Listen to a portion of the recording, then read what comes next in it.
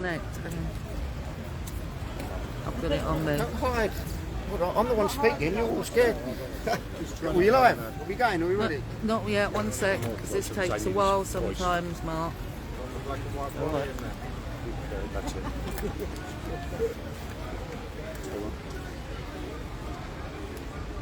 Takes a while. That's fine. There's a lag on mine. That's it. You're ready? Yeah, right. Hi everyone, just to let you know there's a few of us at Speaker's Corner today that have come down to come back to the place where actually I started in March 2018 in the hope that many people would listen to what I've got to say. From that day of speaking here, I had all sorts of people coming to me, some good, some bad. So we've come back here again today as a few people I know want to speak out and speak on what they've got to say. So I'm going to turn it around now, and who you'll see is one of my friends, Mark. I know you know. Okay, yeah, we're at Speaker's Corner. The usual talk around here is about religion, but I don't want to talk about religion today. What I want to talk about is the rollout of vaccinations in schools and what that means and what kind of an agenda is at play here. Now, you've heard the term used a lot, Gillick competence. And a lot of people are using that, banding it around, and they don't even know what it means. But I'll explain what it means and where it came from. There was a woman named Victoria Gillick who back in 1982 took her local authority, health authorities, to court and the NHS to court because she had a grievance that doctors were allowed to prescribe contraceptives to girls under the age of consent, under the age of 16, and therefore encouraging them to have sex, in her opinion, and that was an offence. The case went on until 1985, and the House of Lords eventually ruled that a Gillick competent child could be given contraceptives and any other medication. A Gillick competent child can also refuse any medication. But the doctor gets to decide that now, not the courts. But what's happening now in the schools with the rollout of the vaccine is that they've brought in a company called the SAIS. I've got it written down here, what they stand for. School Age School Age Immunisation Service. Okay, they have a financial incentive to give the kids the vaccine. Okay, they have no other incentive other than to give their money, basically. So what's happening now is our kids have been going to school where they can be under peer pressure, be made to make decisions, where they can be given any kind of advice that you don't know or hear about, and you've got no way of knowing what's being said to them. Okay, now you can tell your child all you like all about the vaccines, and now they are experimental. Okay, they've caused death and injuries in adults, and they haven't been tested on children under 18, and this is what they're rolling out now in our schools. So that there has to come a time now where we all stand together and ask what's happening, why are we allowing this to happen? Because is this about our children's health, or is it about an agenda? Now let me tell you a little true story. I've got a mate who suffers from MND, motor neuron disease, okay? He's heard about this new wonder drug that can prolong the life of someone suffering from MND, and he asked if he could have it. They said no, it's only been on trials in America for 8 years, and it's still in the experimental stage, and we wouldn't want to risk it. Okay, yeah, 18 months down the line from the start of this pandemic, I call it a pandemic, but a pandemic, if you like, they're saying it's okay for us to inject our children with an experimental jab, which we know that's killed people already and injured people already, and we don't know what the long-term effects down the line for those who've had it and so far been okay. Okay, this is experimental. It is not safe, and it can't be deemed as safe because it is, for the simple reason that it is experimental. Now, you may think my child is old enough to make a decision, my child at 14, but how informed is your child, and what are they being told in these schools? Bearing in mind, I'll remind you again, these people have a financial incentive. It's not about the health of your children, it's political. Okay, they're changing the whole political system now. That's what they want to do.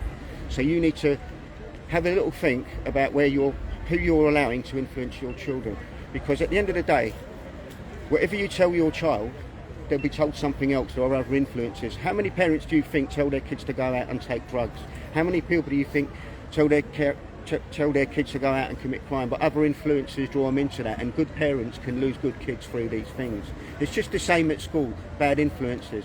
And if adults who are supposed to be caring for our children are irresponsible, which they are being in administering, anyone who wants to administer an experimental jab to a child, don't tell me that's being responsible, because I can't stand what I'm seeing no more. You know, I know people that have suffered injuries. I know people that have died. You may say you're okay. My mum had it and so far she's okay, but she's not well, okay? And I don't know what will happen to her down the line, but I know she's not well. And since she's had the vax, she's not been out of the house, okay? She used to go out more. So I don't know what it's doing to her immune system, but she seems to be suffering. I don't know what your personal experience is. Those of you that are okay with it might say, well, I know someone who's had it and they're all right. But let me tell you this, right? It doesn't stop you getting COVID, okay? It doesn't stop you passing on COVID. And that, you know, I'm using their terms because I don't really believe in it at all. I believe it's just a rebranding of the flu and cold, because it's all the same symptoms. And flu can be nasty and flu can kill. So don't say, oh, it's not only flu. Flu kills, you know, and it kills millions every year. But there were no statistics out for the flus last year. Okay, it was all COVID this, COVID that. That's the only statistics they put out. There were no flu statistics. Ask yourself why, and ask yourself what it's about. Ask yourself to look into it a bit deeper, to do some research and find out the truth for yourselves. Don't blindly believe what you're hearing on the news, what you're hearing from journalists. Journalists do whatever the government tells them to do. The government do whatever the corporations tell them to do. The government are millionaires reading from a script written by billionaires, and that's what we're getting. We're not getting the truth. Okay? Now, my daughter is old enough to decide for herself. Your children may not be. Your children may have other influences. So take your children, because at the end of the day, you have to ask, who's responsible for your children? Is it the government? Or is it the gangster on the street? It's the same difference, because that's all the government are, gangsters. Okay? They don't care about your health, they never have. Who believed them when they said that Saddam Hussein had weapons of mass destruction when they sent us off to fight a bankers' war? Because that's all wars are. They're there for the bankers, to benefit the bankers. They justify it, just like they're justifying this rollout of a vaccine that is somewhere like 27th on the list of diseases that kill people. 27th. That's going by government dodgy statistics. Okay, they're saying that people are dying with COVID, so that means they've died of COVID. And I'm sorry, you can die of anything, but if you test positive for COVID, they're saying it's COVID. So all the statistics are wrong. They're ramping it up. Why? There's an agenda at play. Do your research, okay? I don't need to go on much longer. You need to do your research. I'm not even asking you to believe me. I'm asking you to research what I'm saying, okay? Because these are your children, and you're putting them in the jaws of a lion, and you don't know when that lion's going to bite. You don't know what these vaccines are going to do. You don't know, I don't know, the doctors don't know, the politicians don't know, the billionaires who are telling them to do it don't know. At some point time in the future, if it keeps going like this, who knows what will happen? Who knows what it's going to do to the population? Who knows where this agenda's leading if we keep blindly obeying a government that doesn't care about us and never has? Okay? I don't want to say much more on the matter. I just want you to research. Okay, we're at Speaker's Corner. It's a rainy day. There's not many people here, which has really disappointed me because I was hoping to be a good crowd. I don't want to stand over there with people talking about the same old, dead end, go nowhere arguments that they do every week. This infiltrated little corner where the truth is never even told anymore. I hope I've told you the truth, or I hope I've given you good enough reason to at least search for the truth. Turn your telly off and do something to protect your children, because you can't depend on the government to do so. Thank you, Mark. Thank you.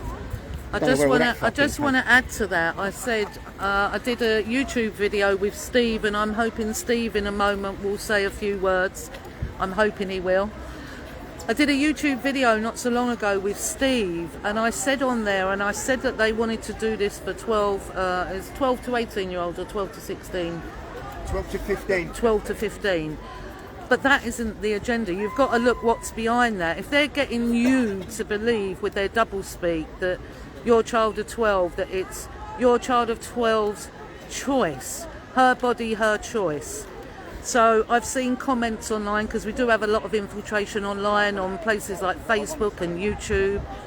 We have a lot of infiltration. And you know, you'll have people on there saying, yeah, it's fine for my kid to do this, it's fine for my kid to do that. But look behind that agenda. If they're going to tell you, mothers and fathers, that it's fine for your 12-year-old to make the decision that it's her body, her choice, what do you think that can lead to next? If your child came to you and said, well, Mum, I'm going to have sex because you said it's my body, my choice, that's okay, is it? You've got to see what they're doing. And that's why we've been out here for the last 3.5 years. Me telling you about our boys. I've tried to tell so many people that our boys are not an isolated case. Not isolated. And all institutions, when you try and fight back, will ignore you. So you've got to keep going. Yeah, so let me just see if I can get Steve on, because I didn't want to come here and particularly speak. I wanted to film Mark and hopefully Steve. Steve, sorry. Hello, that's alright. You always stitch me up, don't you? Listen, I didn't have anything sort of pre-planned or anything. I'll just say to people watching, I actually think all of this is a lot simpler than people make it out to be, really. Fact of the matter is, I'm not going to stand there and give anyone medical advice or anything like that. Fact of the matter is, this is not normal, right? All the coercion and everything like that. What? I don't know where all the people that claim that they're liberals are. Where are they? This is not liberal, apartheid, and because essentially that is actually what's happening. So for anyone to support some sort of suppression of normality, because you don't do what the state want you to do, when did this become normal? It's not, and you just really need to stand your ground. Like I said, I'm not here to give anyone medical advice or anything like that. Just the right to choose is probably the most pertinent thing at the moment. It's one of the principles that I always thought, you know, we should be proud of in a great Western nation like the UK. But yeah, that's about it, really. Look, as Mark has said, do your own research and just never give up, basically, because it's hard.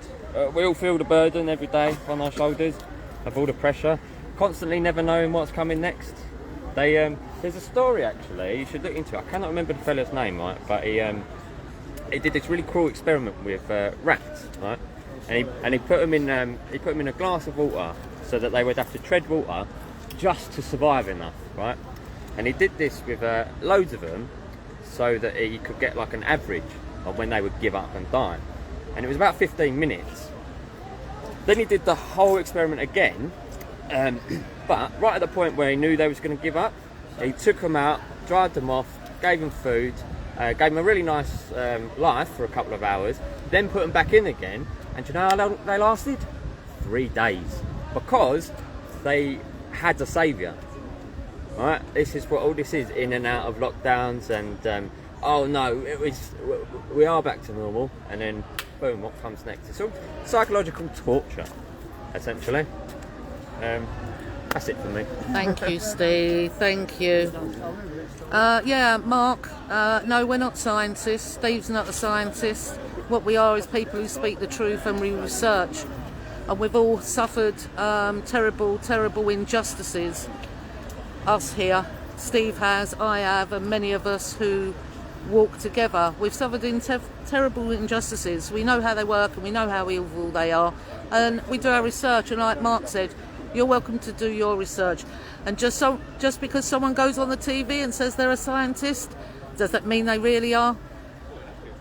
Like Mark said, turn the TV off and research. And that's all we try and do and tell you, because as I always say, I don't want any of you to ever become me and have to do this and have to come out and keep saying and saying, so we can protect your flesh and bone babies, because that's what they are.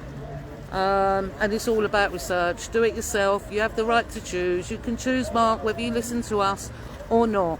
But remember, we live in a world of deception and lies, people, and they will coerce and they will lie and deceive you to get you to do things So to them, you're still using your own free will. You're still deciding to choose, but they're just coercing and lying to you for you to do that. Just like they did in our boys' case, just like all the media did in our boys' case when they lied to the whole nation. And there's more to come on that. So we know. And all we ask is for you to do the truth. Now, like Mark said, we're at Speaker's Corner today. But what I do know of Speaker's Corner, because we've been here many times, and this is where I started back in 2018, the majority is controlled. It's control here to keep the hate, to keep the divide, to keep everyone arguing. So we just took ourselves over in that corner, because we're not into that. We're not into divide and we're not into hate. So everyone, take care. Please, I hope this has helped someone. And again, like Mark said, please do your own research. It's imperative. My son was not an isolated case, people. It's not isolated. Speak to you soon.